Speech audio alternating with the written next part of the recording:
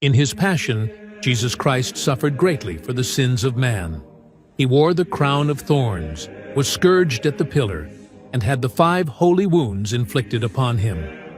While most Catholics know of these, few are familiar with the shoulder wound of Jesus and the miraculous story behind its devotion.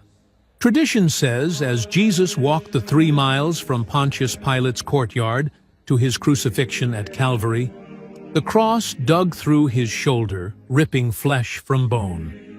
According to a pious legend, Saint Bernard of Clairvaux prayed and asked of Christ what was his greatest unknown suffering, and what wound suffered in his passion was most painful.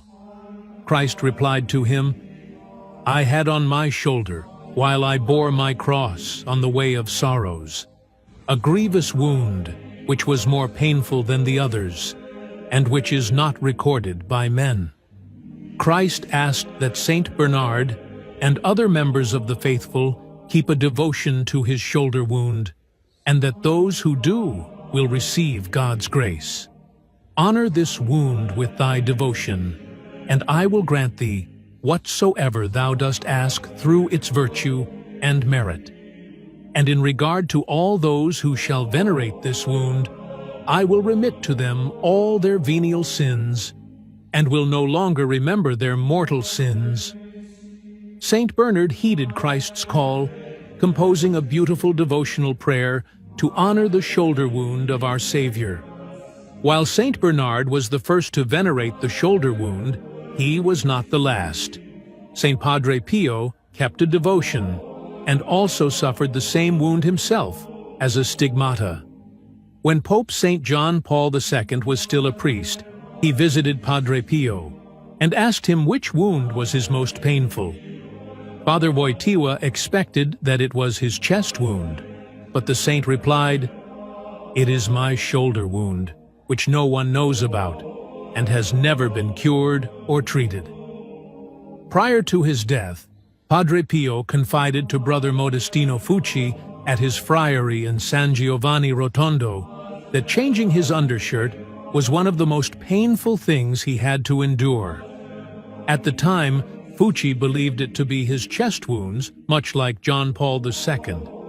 When he was later assigned the task of inventorying all the items inside the cell of the late Padre Pio, he noticed his undershirts had blood stains on the right shoulder.